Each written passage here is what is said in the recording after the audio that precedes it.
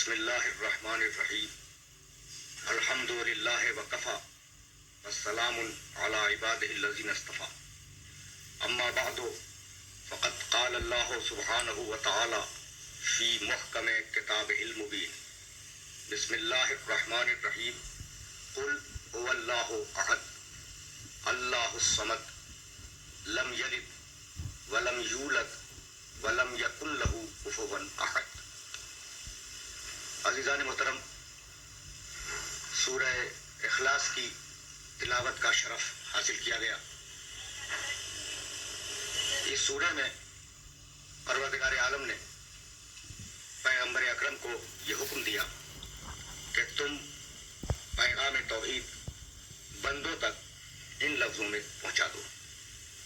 قل، کہو، هو اللہ، کہ وہ اللہ، احد، ایک ہے،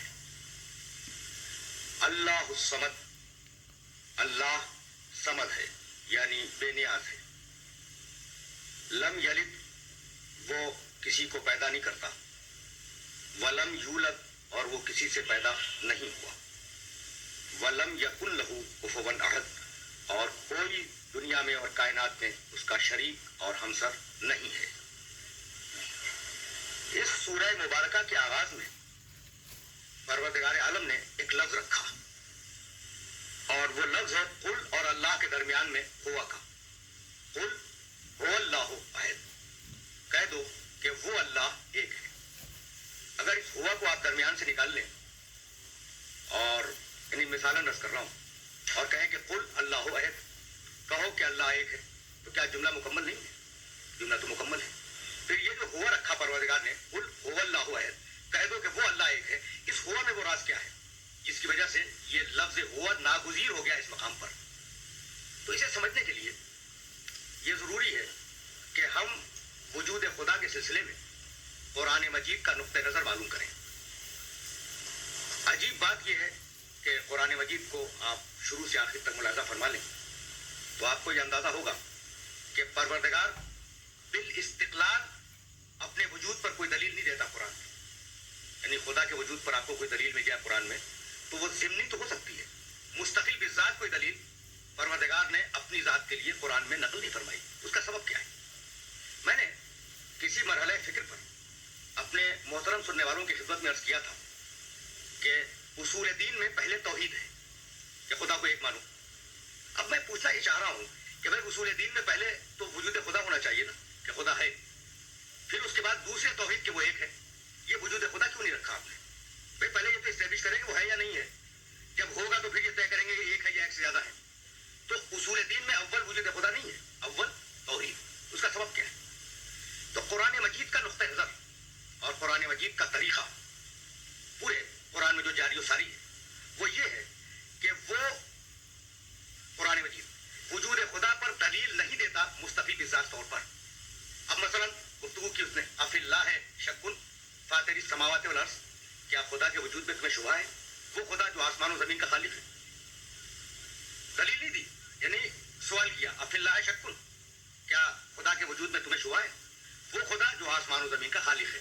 تو بتلانا یہ تھا کہ وجود خدا انسان کی فطرت میں داخل ہے، یعنی میں کیا کرنا چاہ رہا ہوں کہ اگر انسان کو اپنے وجود کا احساس ہو تو یہ احساس مستلزم ہے وجود خالق کو، یعنی اگر انسان یہ سمجھ رہا ہے کہ میں ہوں تو پھر یہ بھی سمجھ رہا ہے کہ میرا کوئی پیدا کرنے والا بھی ہے، یعنی ہر وہ شے جو پیدا ہوتی ہے یقینی طور پر اس کا کوئی پیدا کرنے والا ہوتا ہے۔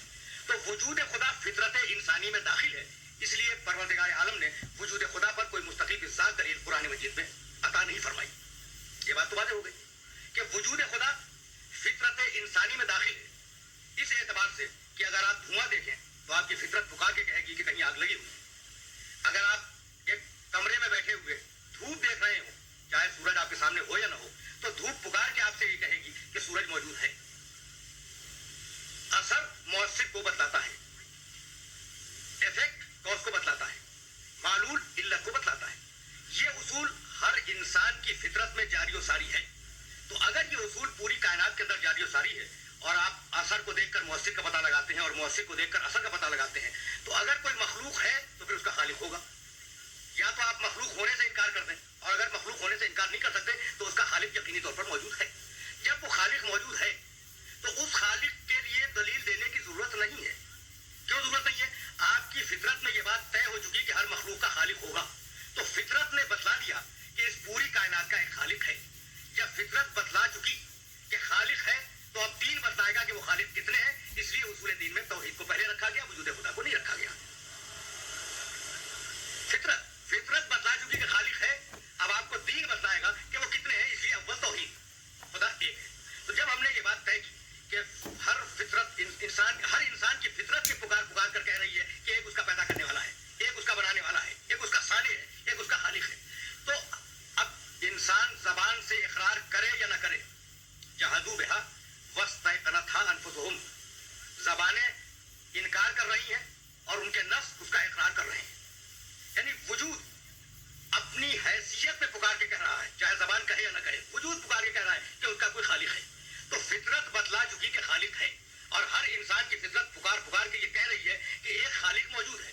تو اسی خالق کی طرف اشارہ کیا کہ قل هو اللہ احد، وہ جسے فطرت پکار کے کہہ رہی ہے وہ اللہ فقط اور فقط ایک ہے، ایک سے زیادہ نہیں ہے. اس ہوا میں جو پروردگار عالم نے راز رکھا تھا، وہ راز یہ تھا کہ وہ جسے فطرت پکار رہی ہے، وہ جسے فطرت تسلیم کر رہی ہے کہ خالق ہے، وہ اللہ کل ایک ہے، احد ایک ہے. احد کے معنی ایک نہیں، واحد کے معنی ایک. اور قرآن مجید میں ہے للہ الواحد القہار، اللہ واحد ہے. الہکم الہ واحد، تمہارا اللہ واحد ہے. واحد کے معنی ایک، احد کے معنی اکیلا. اب ان دونوں میں فرق کیا ہے؟ ان دونوں میں فرق تو ہوگا. دیکھیے، ارسطو سے کسی نے واحد کی تعریف پوچھی، یعنی ایک کی ڈیفینیشن. اس نے کہا الواحد نصف الاثنین، ایک دو کے آدھے کو کہتے ہیں.